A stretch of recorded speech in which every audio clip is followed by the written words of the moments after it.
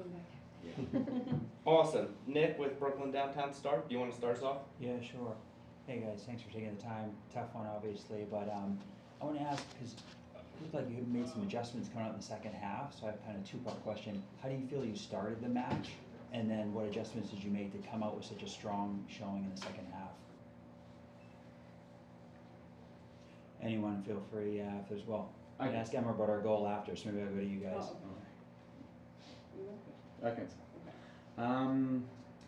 I think we were better than in the second half, like you said. We start the game in a good way. I think first 20 minutes we had the domain of the game. We lost some duels and we need to fix some things on the break.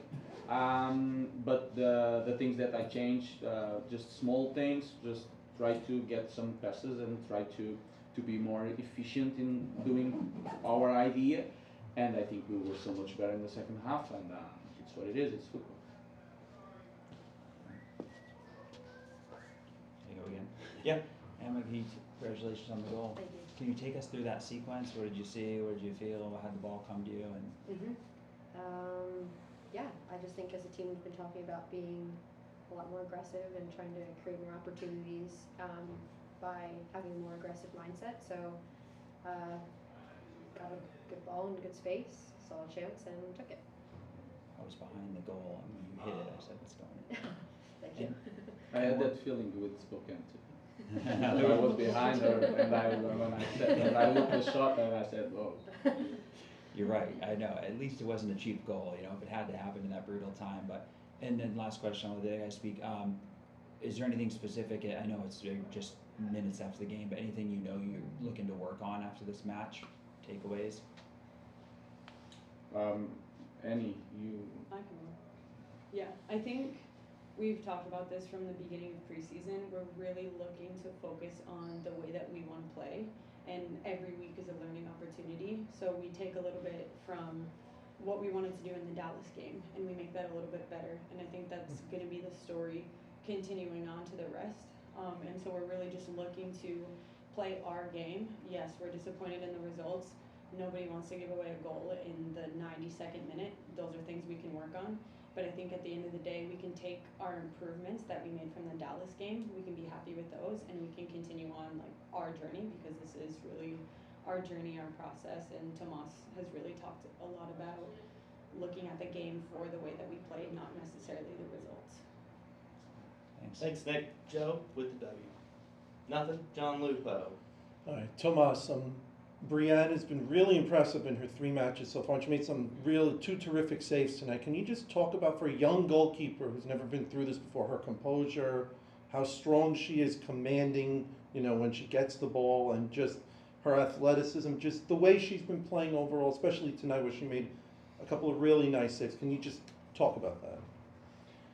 Well, I'm gonna be honest with you. I don't want to individualize some players, because because Bree probably now is doing what you said, because we have another 2 goalkeepers that made her improve in every single sessions, and I don't want to say that Bree. Everyone is seeing that Bree is doing well, but to talk with Bree about Bree, I need to talk about Annie, with Emma, with the ones that didn't play today. Everything is doing his best, so I'm very happy with everyone. It seemed like you guys just had a lift, obviously, after Emma scored, but they didn't have a lot of space to where they really got any quality shots. Can you just talk about what maybe there was a difference in the mindset, difference in the way you played after Emma scored as opposed to before she scored?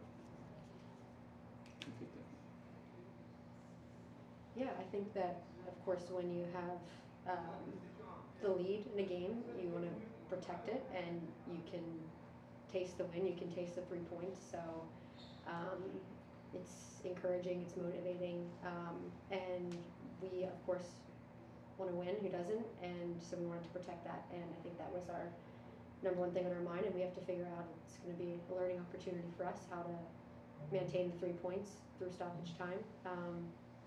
But yeah, I think, of course, learning opportunity.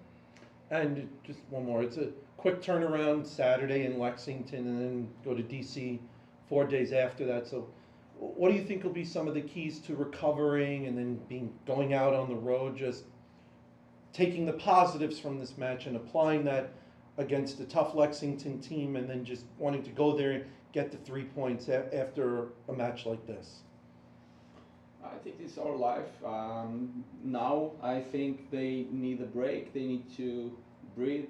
That's why tomorrow is a day off, and the game I think is going to be on Sunday, not on Saturday. Sunday, you're right, Sunday, Wednesday. So they have one more day to rest.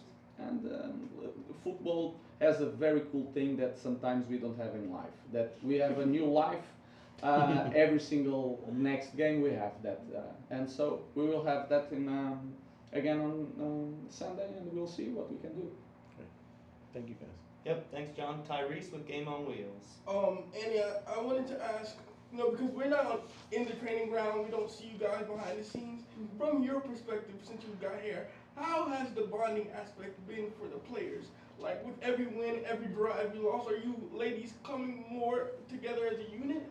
How has that molding process been? I think, honestly, this is the most positive soccer environment I've been in a while, and I think that this group is made up of a lot of people who like to push, but push in a positive way, and so we're all working together every training to get better, and I think one of the most important things is that we are all cheering each other on.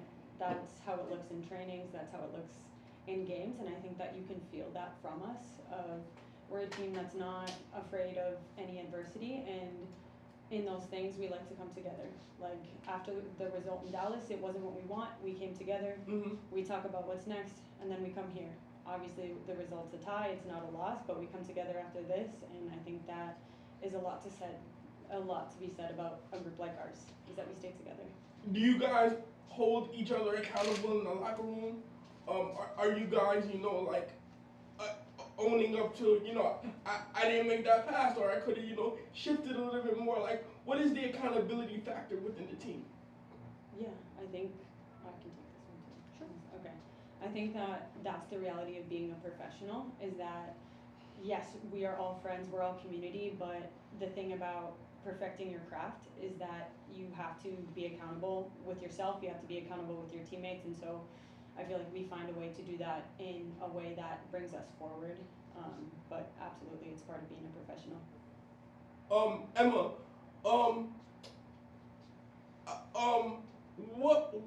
what is it like when you're starting at a match, and for example with tonight's match, Spokane was pressing high very early. They were high energy. Like, how did you guys settle yourselves despite absorbing a lot of the pressure they were putting forward early?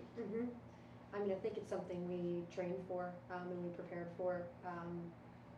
We have 18, 20 players that are incredible, and we train really hard. We train under pressure, and I think it's something we're ready for. And I give a lot of credit to our back line for being composed, and our midfield for playing well under the pressure that they received. And I think it's a matter of kind of holding each other accountable in training, keeping the level high, training how you play.